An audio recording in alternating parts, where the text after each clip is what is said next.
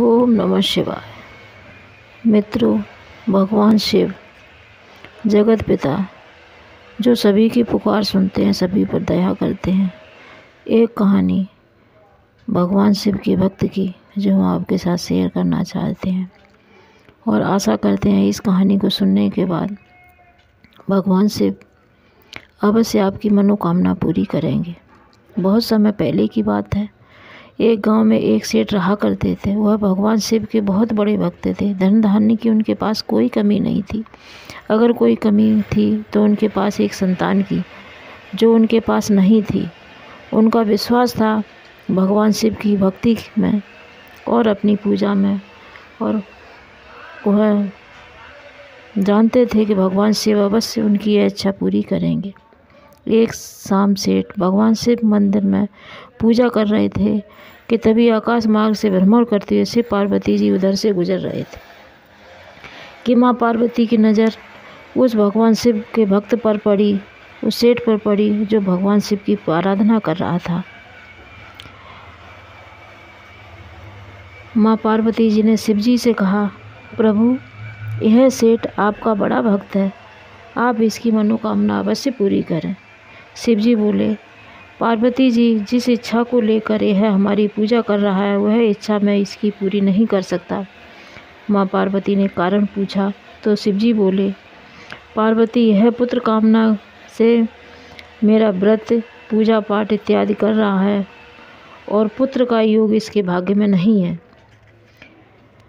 यह सुनकर माँ पार्वती जिद पर अड़ गई और प्रभु से बोली, हे प्रभु, आपको इस सेठ को पुत्र रत्न का वरदान देना ही होगा।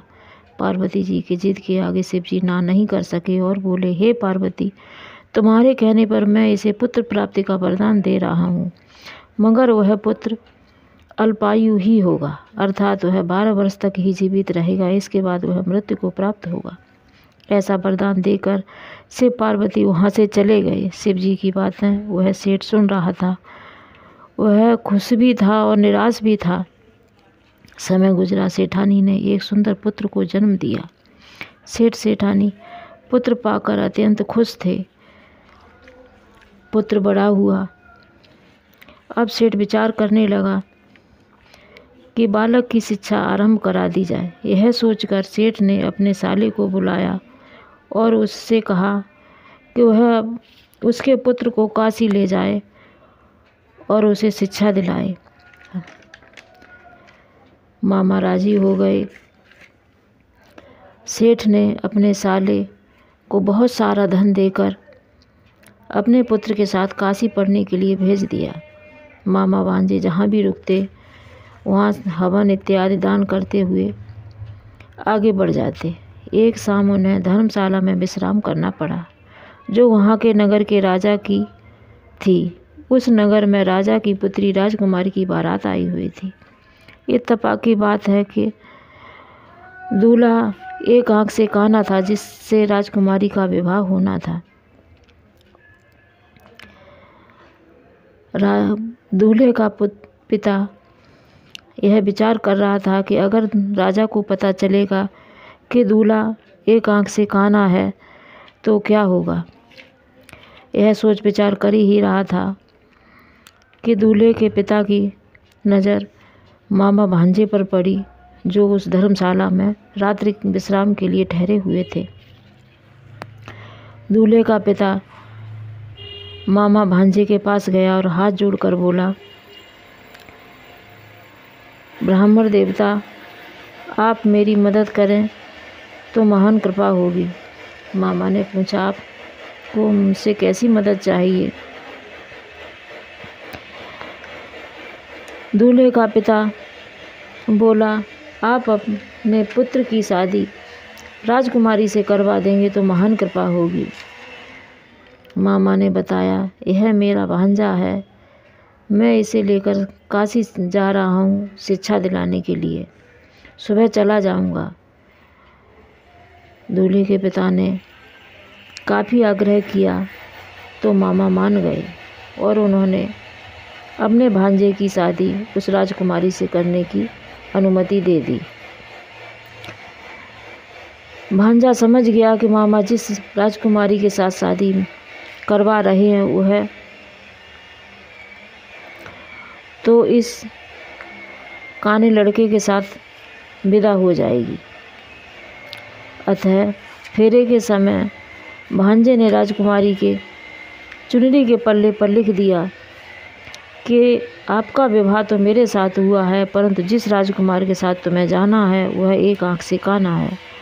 सुबह होते ही मैं काशी पढ़ने चला जाऊंगा। जब राजकुमारी ने अपनी चुनरी पर ऐसा लिखा हुआ पाया तो उसने काने लड़के के साथ जाने से इनकार कर दिया और सारी बात अपने पिता महाराज को बता दी। बारात बिना दुल्हन लिए ही वापस चली गई। इधर काशी पहुंचकर मामा भांजे अपने कार्य में लीन हो गए।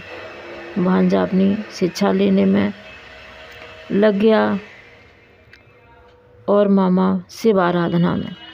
इधर सेठ समय बीतने के साथ सेठ की भी चिंता बढ़ती जा रही थी। मामा भांजे खुशी खुशी काशी में भी समय व्यतीत कर रहे थे। एक शाम मामा संध्या आरती की तैयारी कर रहे थे कि सेठ के पुत्र ने मामा से आकर कहा कि मामा आज मेरी तबीयत कुछ ठीक नहीं है। मामा ने कहा अंदर जाकर सो जाओ। सेठ का पुत्र सोने चला गया। मामा पूजा वंदना की तैयारी कर पुत्र को जगाने गया तो देखकर दंग रह गया। पुत्र के प्राण तो निकल चुके थे। वह सोचने लगा अभी मैं रोऊंगा चिल्लाऊंगा तो शिव की पूजा अधूरी रह जाएगी। वह भांजे का मृत शरीर छोड़कर पूजा आरती करने चला गया। वह अपने भांजे को वहीं छोड़ दिया। उसने पूजा समाप्त कर वह अपने भांजे के शव को गोद में लेकर जोर जोर से रोने लगा।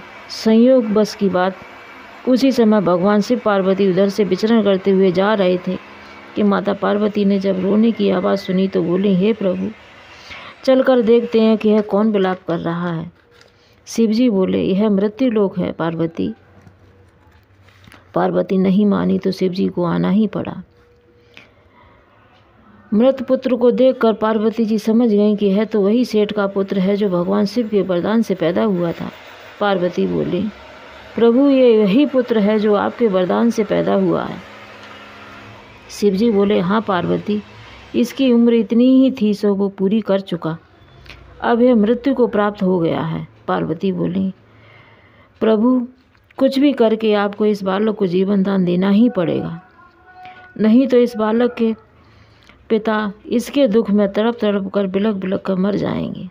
शिवजी के आगे माँ पार्वती हट पकड़ गई और शिवजी को उस बालक को लंबी उम्र का वरदान देना पड़ा। थोड़ी देर में बालक भगवान शिव का नाम लेकर उठ खड़ा हुआ। शिवजी पार्वती जी वहाँ से कैलाश धाम चले गए। मामा भांजे खुशी खुशी अपने घर वापस आने की तैयारी करने लगे। रास्ते में उसी नगर में ठहरे जहाँ बालक का विवाह हुआ था। राजा ने बालक को पहचान लिया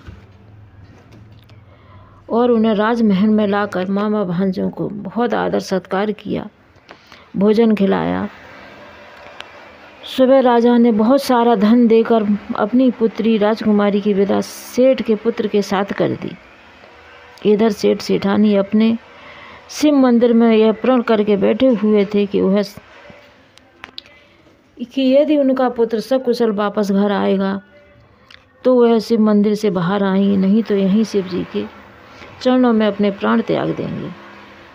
मामा भांजा बहू पूरी हाथी घोड़े और धन धान्य के साथ सेठ के नगर में प्रवेश किया। तभी वह सेठ शिव जी की पूजा कर रहा था। एक गांव का ग्वाला सेठ के पास गया और उसने उनके पुत्र और बहू के आने का समाचार सेठानी को दिया। सेठ को विश्वास नहीं हुआ, बोला क्यों मजाक कर रहे हो वाले। वह बोला, मैं मजाक नहीं कर रहा हूँ। तुम्हारा पुत्र और बहू बहुत सारा धन लेकर अपने मामा के साथ नगर में प्रवेश कर चुके हैं। सेठ ने भगवान शिव की पूजा समाप्त की और शिव मंदिर से बाहर आकर क्या देखता कि उसका पुत्र और पुत्रवधू उसके सामने खड़े। उन दोनों की खुशी का ठिकाना नहीं रहा। सेठ ने अपने पुत्र को गले से लगाया और भगवान शिव जी को धन्यवाद किया कि जिन्होंने उसको पुत्र का वरदान भी दिया और लंबी उम्र का वरदान भी दिया। सेठ सेठानी भगवान के चरणों में गिर पड़े और बोले, है भगवान शिव जी, तुम्हारी ही कृपा है जो मेरे भाग्य में पुत्र का योग नहीं था, फिर भी तुम्हारी कृपा से मुझे पुत्र की प्राप्ति हुई और उसे दोबारा भी जीवन दान दिया आपने। इस तरह सेठ की इच्छा भगवान शिव ने पूरी की। सेठ ने अपने पूरे कार्यभार को अपने पुत्र को सौंप दिया और भगवान की शिव की भक्ति में लीन हो गया और अंत में शिव धाम को प्राप्त हुआ। दोस्तों, भगवान शिव की जिस प्रकार सेठ पर कृपा हुई, वैसे भगवान शिव, पार्वती माँ सब पर अपनी कृपा बनाए रखें।